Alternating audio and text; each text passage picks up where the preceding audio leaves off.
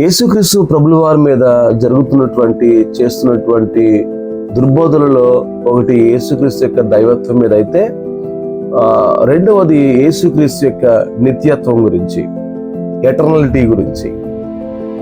యేసుక్రీస్తు ఆది సంభూతుడే కానీ యేసుక్రీస్తు నిత్యుడు కాదని ఇరియస్ అనేటువంటి ఒక వ్యక్తి ఒక ప్రతిపాదన తీసుకొచ్చి ఆయన దాదాపుగా 3వ శతాబ్దంలో చాలా సంఘాన్ని గలిబిలి చేశాడు.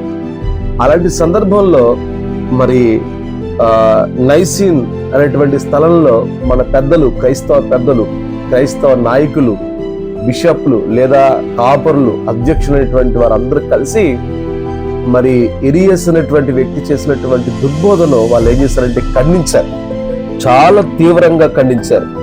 ఏరియస్ అనేటువంటి వ్యక్తి స్థాపించినటువంటి ఆ సిద్ధాంతం అది బైబిల్కి భిన్నమైన బోధగా తీర్మానించి ఏరియస్ని ఏం చేశారంటే వెలివేశారు. యేసుక్రీస్తు యొక్క నిత్యత్వం అనే సిద్ధాంతం క్రైస్తవ విశ్వాసానికి ఆయుపొట్టు లాంటిది.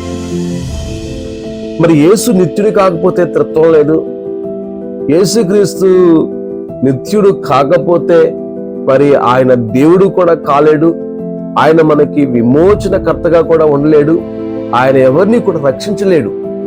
వీళ్ళు ప్రతిపాదించినటువంటి ఈ సిద్ధాంతాలన్నీ కూడా సాతాను సంబంధించినటువంటి సిద్ధాంతాలు. వీరు బైబిల్ నుంచి పుట్టుకొచ్చినవి కాదు, బైబిల్కి వెలుపల నుంచి పుట్టుకొచ్చినటువంటి సిద్ధాంతాలు. ఆ రోజు క్రీస్తకం 325లో మరి నైసినటువంటి ఆ ప్రాంతంలో పెద్దలందరూ మరి ఆ బోధకుణ్ణి ఎలాగైతే నిరసించారో నేటి సంఘాలు అలా ఎందుకు చేయట్లేదు?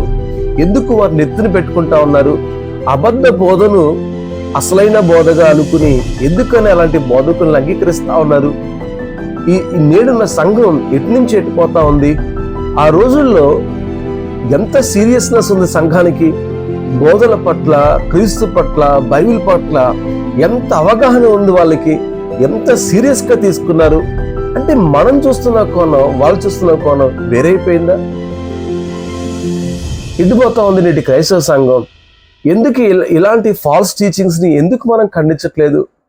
యేసుక్రీస్తు మీద జరుగుతున్నటువంటి మనలోనే పుట్టుకొచ్చినటువంటి ఈ కొత్త బోధకులు యేసుక్రీస్తుని దైవత్వాన్ని ఒప్పుకోవట్లేదు, యేసుక్రీస్తుని నిత్యత్వాన్ని ఒప్పుకోవట్లేదు. నిత్యత్వం అంటే ఏంటి? ఆయన మీద ఇలాంటి బురద, నిత్యత్వం యొక్క భావం ఏంటి? నిత్యుడు అంటే ఏంటి? చాలా మంది ఏమనుకుంటున్నారంటే యేసుక్రీస్తు ఏదో సృష్టిలో మొదటి వ్యక్తిగా అనుకున్నట్టుగా అనుకుంటా ఉన్నారు. ఆయన ఈ సృష్టికి ప్రారంభంలో ఉన్నటువంటి వాడు మాత్రమే కాదు, అది ఆది సంభూతుడు అంటే. నిత్యుడు అంటే అసలు ఆయనే ఉనికిలోకి వచ్చిన వాడు.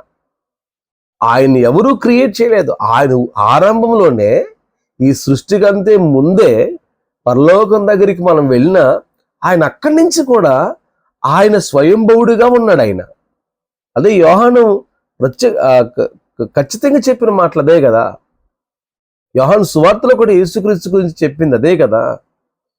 ఎందుకని యేసుక్రీస్తు నిత్యుడు కాదని చెప్పి ఆయన నిత్యత్వాన్ని ఎందుకు, ఆయన ఎటర్నాలిటీని ఎందుకు ఒప్పుకోవట్లేదు?